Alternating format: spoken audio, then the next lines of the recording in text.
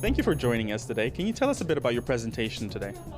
Well, today we tried to give a very brief but broad outline of what we need to know when we want to start bringing goods from overseas. Instead of procuring locally, you want to take the advantage of the opportunities available out there under globalization.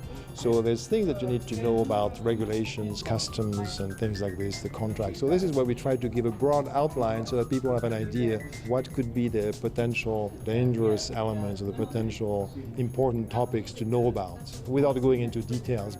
Can you tell us a bit about international freight forwarding and what that is? Well, international freight forwarding actually is a very interesting kind of activity. International freight forwarders handle goods or arrange shipments from door to door by all means of transportation. So it's a very lively world, and in globalization there's been a huge boost in activities because we see that we get goods from all over the world in our plates, in our stores, and we also ship goods all over the world. So it's a huge activity. It's been growing a lot. And so what the international freight forwarder does is he basically makes the arrangements to ship goods, to make sure goods arrive in good time and in good condition in a cost-effective manner. And the activity is kind of also very interesting because of all the changes that you have in regulations, in activities, in new free trade agreements, companies relocating their manufacturing from one country to another. It always creates new opportunities for the shipping industry. And so the freight forwarder is a key player really to assist companies to go international and take advantage of the globalization. How has APICS sort of been involved in your career?